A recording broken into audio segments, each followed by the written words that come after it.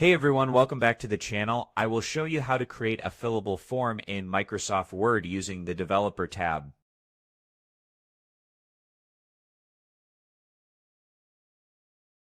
And by the end of this video, you will be able to build professional looking forms you can share or print. First, go ahead and open a blank Word document. Now, if you don't see the Developer tab at the top of your screen, don't worry. We're going to enable it. Click on File in the top left corner, then go down and click Options. In the Word Options window, choose Customize Ribbon on the left side. On the right side, you will see a list of main tabs. Find Developer and make sure it's checked. Then hit OK. Now you should see a Developer tab at the top. Click on it and you will find all the tools you need to create your form.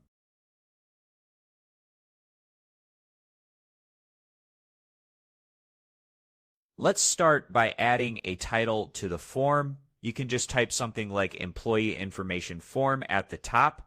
Press Enter to give yourself some space. Next, we will add some fields for a text input. Click on the Rich Text Content Control or Plain Text Content Control. They look like a small gray box with text inside. Click on it and Word will add a field where users can type their answers. You can edit the placeholder text just by clicking inside the box and typing what you want, like enter your file name here. Let's say you want to add a drop-down list. Click on the drop-down list content control. Then click Properties in the Developer tab. In the new window, click Add to create your options. For example, you can type full-time, part-time, and contractor. Click OK when you're done. Once your form is ready, you can protect it to make sure users only fill out the fields and don't accidentally change the layout. Go to the Developer tab again and click on Restrict Editing. A panel will appear on the right. Under Editing Restrictions, click the box that says Allow only this type of editing in the document. Choose Filling in Forms. Then click Yes, Start Enforcing Protection, and add a password if you like.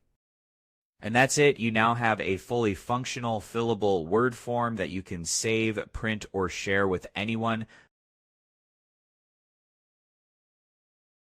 If this video helped you out, please give it a thumbs up and don't forget to subscribe for more tutorials like this one.